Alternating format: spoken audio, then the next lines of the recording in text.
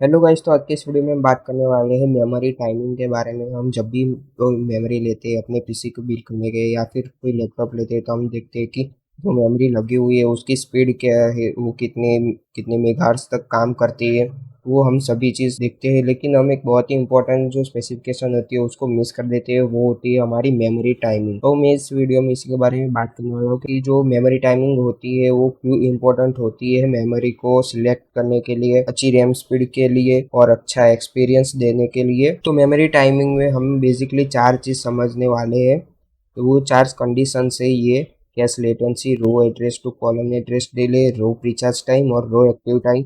अब आप लोग सोचोगे कि ये जो चीज़ होती है वो कहीं मेंशन नहीं की होती, तो मैं बताना चाहता हूँ ये चार चीज़ मेंशन की हुई होती है, लेकिन वो नंबर्स में होती है तो हम उस चीज़ पे ज़्यादा ध्यान नहीं देते। तो मैं बताता हूँ वो ये जो मैंने चार कंडीशंस दिखाई वो कैसे होती है और क्या होती है।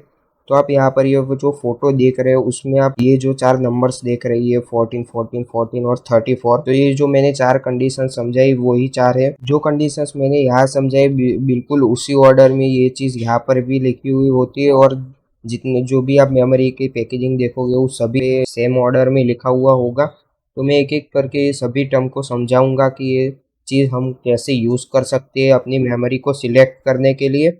तो सबसे पहले आते हैं कैश लेटेंसी पर, जो CAS है उसका फुल फॉर्म है कॉलम एक्सेस ड्रॉप। तो ये जो टर्म है वो बेसिकली क्या है, जो number of cycle between sending a column address to the memory and the beginning of the data in response. आप लेटेंसी का टर्म को तो आप समझते ही होंगे, मतलब कि जो डिले होता है, मतलब जो रिक्वेस्ट और रिस्पॉन्स के बीच में, उसको हम लेटेंसी कहते हैं। तो ये चीज़ बिल्कुल वही है। अगर हम इसको कंप्यूटर के लैंग्वेज में समझाए तो अगर हम कोई कमांड देते हैं और उसका हमें जो आउटपुट मिलता है उसके बीच का जो टाइम होता है उसको हम लेटेंसी बोलते हैं। बिल्कुल वैसे ही मेमोरी में होता है। मेमोरी को कोई कमांड मिलता है और वो उसका आउटपुट निकाल के देती है, उसके बीच के टाइम को हम कैश लेटेंसी कहते हैं। तो अभी आप सोच रहे होंगे जो कैश लेटेंसी है वो जितनी अच्छी होगी उतनी बेहतर होनी चाहिए।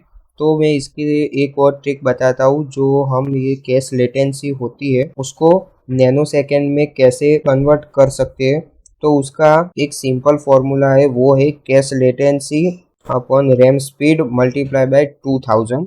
मैं दिखाता हूँ ये कैश लेटेंसी को हम कैसे निकाल सकते हैं। तो आप यहाँ पर ये देख सकते हैं कि बहुत सारी रैम टाइप के अलग अलग कैश लेटेंसी दी हुई होती है। तो यहाँ पर मैं सिमिलर रिजल्ट के लिए दो ऑप्शन सिलेक्ट करता हूँ। पहला है DDR400 और जो दूसरा है वो है DDR2 400, ये वाला। तो मैं इन दोनों के बीच में डिफरेंस समझाता हूँ और बाद में आपको रिजल्ट पता चलेगा कि इन दोनों में से कौन सी रैम अच्छी है। तो मैं सबसे पहले कैलकुलेटर ओपन कर लेता हूँ। ओके, तो यहाँ पर हमारा कैलकुलेटर ओपन हो चुका है। तो आप यहाँ पर देख सकते हैं कि जो DDR400 की जो कैश लेटेंसी है वो 2 है। 2 डिवाइडेड बाय 400 करेंगे, क्योंकि यहाँ पर 400 लिखा हुआ है। डेटा रेट भी 400 है, तो उसको हम 400 से डिवाइड करेंगे। ये जो मेगाहर्ट्ज़ की स्पीड होती है वही है। उसका आउटपुट हमको मिलेगा 0.005। अब हम इसको 2000 से मल्टीप्लाई कर देंगे तो यहाँ पर हमारे पास 10 आ गए। ये जो 10 है वो 10 नैनो सेकेंड है, मतलब कि आप जब भी कोई कमांड दोगे उसका फर्स्ट रिस्पॉन्स 10 नैनो सेकेंड में आएगा, जैसा कि यहाँ पर लिखा हुआ है फर्स्ट वर्ड। तो वो मैंने बता दिया है कैसे कैलकुलेशन होती है। वैसे ही हम हमारा जो दूसरा ऑप्शन था वो था DDR2 400, उसका करेंगे। तो वो मैं आपको करके दिखाता हूँ। तो उसकी जो कैश लेटेंसी है वो है 4। तो हम 4 डिवाइडेड बाय 400 करेंगे, क्योंकि उसकी भी जो स्पीड है वो सेम है। तो ये 4 डिवाइडेड बाय 400, तो वो हमको मिलता है 0.01। और फिर हम उसको मल्टीप्लाई करेंगे 2000 से, तो हमारे पास आता है 20। तो यहाँ पर आप डिफरेंस देखोगे कि जो DDR2 बेटर होती है, लेकिन फिर भी जो DDR का रिस्पॉन्स टाइम है वो कम है। तो इन दोनों में से अगर आपको एक रैम आपको सिलेक्ट करने के लिए कहा जाए तो आपको DDR वाली रैम सिलेक्ट करनी चाहिए, क्योंकि उसका रिस्पॉन्स टाइम कम है, उसकी लेटेंसी कम है। उसी तरह से आप आगे देखने जाओ तो आपके पास बहुत सारे ऑप्शन है। पेज की लिंक भी मैं आपको डिस्क्रिप्शन में दे दूंगा। ये जो टॉपिक है वो कैश लेटेंसी का है। तो यहाँ पर आप अपने हिसाब से जो भी आपकी जो रैम है उसकी कैश लेटेंसी किसी और से कंपेयर करना चाहो तो वो भी आप कर सकते हो। अब हम चलते हैं अपने आगे वाले टॉपिक के ऊपर। तो दूसरा जो है वो है row address to column address delay. तो ये जो चीज क्या है, अगर हम मेमोरी का जो स्ट्रक्चर देखने जाए तो वो होता क्या है कि मैट्रिक्स के फॉर्म में होता है। जैसा कि हमने स्कूल में पढ़ा था कि जो मैट्रिक्स होता है वो 3x3 का मैट्रिक्स होता है, 4x4 का मैट्रिक्स होता है।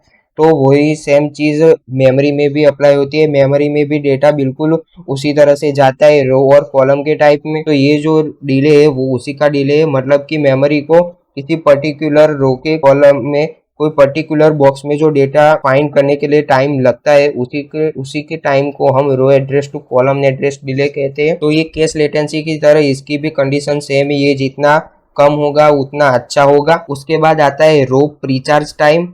तो ये रो प्रीचार्ज टाइम क्या है कि अभी मान लो कि आपके रैम ने जो करंट रो था उसमें से डेटा ले लिया। अब रो प्रीचार्ज टाइम इसलिए होता है क्योंकि अब रैम को आगे भी तो काम करना है, रैम अभी बंद नहीं हो सकती, मतलब कि उसका काम खत्म नहीं हो जाता, तो उसको आगे और भी कॉलम सर्च करनी होगी, उसमें से डेटा निकालना होगा।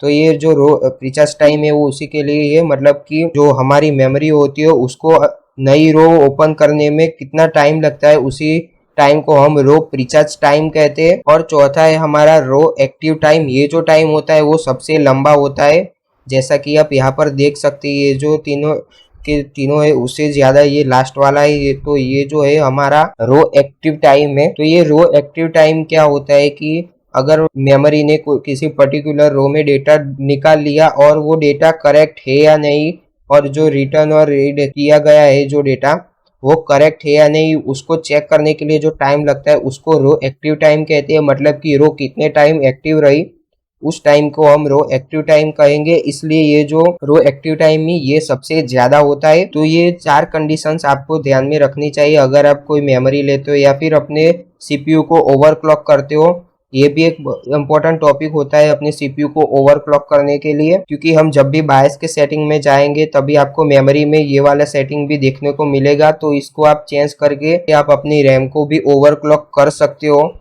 तो रैम को ओवरक्लॉक करने के लिए ये सभी कंडीशंस जाननी भी बहुत जरूरी होती है। ये दोनों के दोनों जितने भी मैंने ये पेज दिखाए उन दोनों की लिंक मैं आपको डिस्क्रिप्शन में दे दूंगा अगर आपको डिटेल में जानना है तो। अब उसके बाद में एक जो टर्म है वो यहाँ पर दी हुई नहीं है लेकिन मुझको पता है तो वो भी मैं आपके साथ शेयर करना चाहूंगा। तो वो है हमारा पीक ट्रांसफर रेट। तो ये जो पीक ट्रांसफर रेट है वो उसलिए होती है कि हमारी जो मेमोरी है वो मैक्सिमम कितने मेगाबाइट जो है वो ट्रांसफर कर सकती है, कितनी मैक्सिमम स्पीड है उसकी।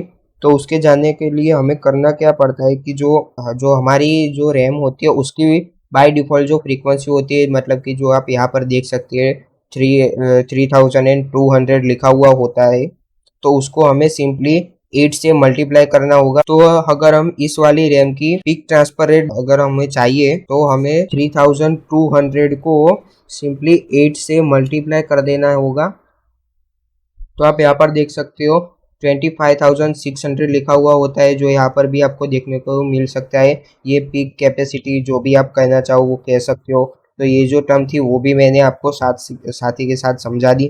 तो ये दोनों टर्म जो आप बहुत बार इग्नोर करते हो उसके बारे में मैंने बताया, तो ये आपको जाननी बहुत ज़रूरी है अगर आप अपना कस्टम पीसी बिल्ड करना चाहते हो, कोई नया लैपटॉप लेना चाहते हो, रैम को अपग्रेड करना चाहते हो या फिर सीपीयू को ओवरक्लॉक करना चाहते हो। तो हाँ, तो बस गाइस इतना ही था इस वाली वीडियो के लिए। अगर आपको वीडियो अच्छी लगी हो तो वीडियो को लाइक कर देना, शेयर कर देना और सब्सक्राइब कर देना मेरी चैनल को। मिलता हूँ आपसे नेक्स्ट वाली वीडियो में।